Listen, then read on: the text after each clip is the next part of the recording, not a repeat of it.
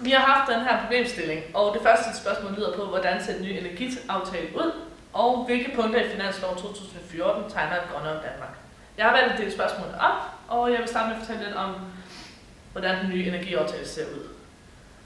Politikerne i Danmark de vil gerne få Danmark til at blive et mere miljøvenligt land, hvor vi er bevidst på, den alternative energikilde skal bruges, da de fossile energikilder er ved at udløbe. Kul bliver halveret, hvor vind, bioaffald, affald generelt og naturgasser ikke var sådan en særlig stor del af vores energikilder i 2010.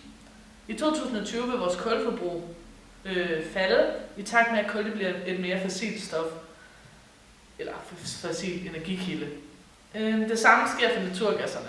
Dog ikke fordi, at de bliver fossile, men fordi, at de i højere grad vil benytte sig af vindenergi. VE, vedvarende energi, bliver brugt, kan man så mindske forbruget af olie og naturgasfyr til opvarmning af boliger. Ved energiaftalen i 2011 steg vindkraft andel i elforbruget fra 22% til 28%, som derefter i 2020 vil stige helt op til 49,5%. Energiaftalen tager henblik i politikernes holdning om, hvordan Danmark det skal være, hvis vi sparer på de fossile brændstoffer, og i stedet for benytter de alternative energikilder som vind, vand og solenergi. Det andet spørgsmål i punkt 1 var, hvilke punkter i finansloven 2014 tegner et grønnere Danmark? I finansloven 2014 bliver der afsat i alt 1,5 milliarder kroner til natur- og miljøprojekterne. Derudover vil regeringen afsætte 0,5 millioner kroner til nye naturfonder, hvor de vil gå ind og købe landjord og derefter gøre det til natur- og miljøprojekter. I perioden 2015 til 2020 vil regeringen afsætte 1,1 milliarder kroner til letbaner i Odense. Letbanerne er miljøvenlig transport, som gerne skulle blive udbygget i hele Danmark. Da det allerede har været en stor succes i København og i Aarhus. Regeringen vil også gerne reservere 200 millioner kroner i 4 år til den grønne omstilling. Regeringen øremærker også ressourcestrategien, som blandt andet indebærer, at i 2022 skal alle husholdningsaffald genanvendes. Ecoconusens sekretærleder Christian Ehe beklager, at det ikke lykkedes at få den grønne investeringsfond etableret, hvilket de havde under forhandling med Enhedslisten. Denne fond skulle have haft et udlånskapacitet på 5 milliarder kroner, men det blev ikke realiseret.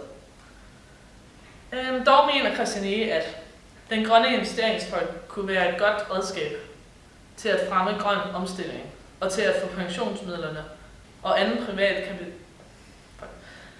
privat kapital i spil. Det er meget ærgerligt, at den røg på gulvet. Citat fra Christian Ehe på hjemmesiden. Danmark er et land, der investerer meget i vindenergi med vindmøller. De har også mange penge på at lave nye vindmølleparker i Nordsøen. Og ifølge energiaftalen forventer de at sætte flere vindmøller op og bruge flere penge på vindmøller, så det kan forsyne det meste af Danmarks energiforbrug. En vindmølle er en meget god investering, da den i løbet af sin levetid leverer 80 til 100 gange så meget energi, som det tager for at fremstille vindmøllen. Vindmøllen er CO2-fri, så det undgår også, at det skaber global opvarmning. Det vil så også være meget bedre med, så isen ikke smelter og det ikke får oversvømmelse. Den materiale vindmøller er lavet af, det er for det meste glasfiber. Glasfiber er et meget let og billigt materiale, og hvis vindmøllen skulle gå i stykker og blive ødelagt, så kan glasfiber også genbruges. Så er der selvfølgelig ulemper ved vindmøller. Og den ene ulempe er nok, at folk de klager over at bo tæt på en vindmølle. Og der er undersøgt, at hver 7. husstand fører til klagesag, men det er så kun dem, der bor, eller der er naboer, eller bor tæt ved en, som har en husstandsmølle. Og en husstandsmølle så lidt noget mindre end en stor eller normal vindmølle. Og det, som der kommer, sådan de klager over, det er, at de enten ikke får nok søvn, nogle mere de får epileptisk anfald, eller lignende over for en husstandsmølle.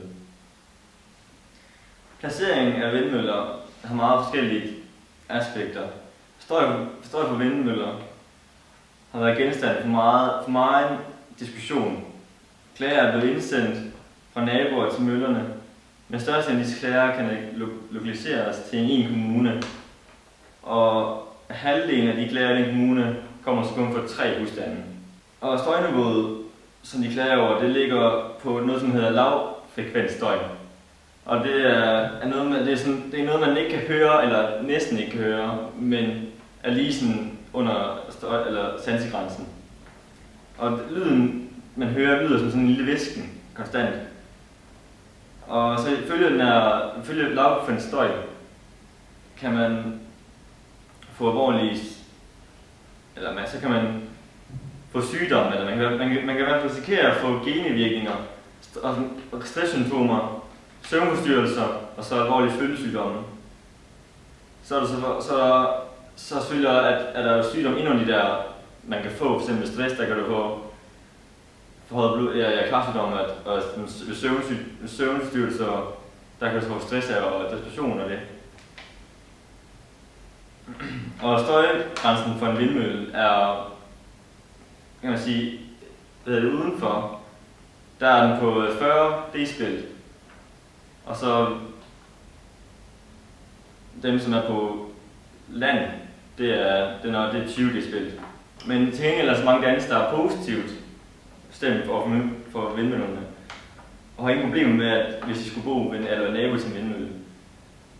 I vores undersøgelse, der har 29% af de 100 respondenter, at de ikke vil blive påvirket af at bo ved en vindmølle. Mens 47,5 svarede, at det ville de. En undersøgelse fra Jysk Analyse AS i oktober 2012 med 19% af det samlede husstand med en vindmølle som nabo tegner et lidt andet billede. Her har 81% svaret, at det slet ikke oplever ulemper forbundet med at bo i nærheden af en vindmølle. Og 23 oplever, at deres opfattelse af at være nabo til vindmøllen efter at de blev opstillet blev mere positivt. Derfor er det muligt at opstille vindmøller på land, da der er overvejende positiv indstilling over for møllerne. Dyrelivet er ikke i de forhold, som forhindrer møllerne i at blive opført, hverken på land eller i vand. Det siger en artikel fra Danmarks Vindmølleforening. Når vindmøller opføres i vandet, udfaser de største dyr som sæler og marsvin, men de vender så tilbage igen efter opførelsen. Og så, når de er ude i vandet, så nede i bunden af havet, hvor deres fundament er, der kan det blive nye kunstige rev, som skaber øget mangfoldighed og bedre fødegrundlag til fisk f.eks. Og på land, der blev vindmøllerne først en trussel efter de er blevet opført. Og det vil så sige, at f.eks. at hvis der er fugle, de rammer vingerne, men der er så kun 3,6 fugle årligt, der bliver ramt af vindmølle. Der er vindmøllerne en belastning for miljøet på den måde, at glasfiberfødderne, de kan jo selvfølgelig kompostes, men vingerne de bliver enten kørt til et lager eller bliver brændt. Fysiske og politiske holdninger for, hvor vindmøllerne skal opføres til, er både for og imod. Det kommer selvfølgelig an på, hvor tæt bygget det er, eller hvor mange skove, og selvfølgelig også vindforholdene på det sted. Og det med i havet, for eksempel, med at marsvinene, de svømmer væk, det er, at arbejderne, de putter sådan en ting i vandet, som udsender en meget høj lyd, som vi mennesker ikke kan høre. Og det gør så, at marsvinene bliver skræmt, og så svømmer de så væk.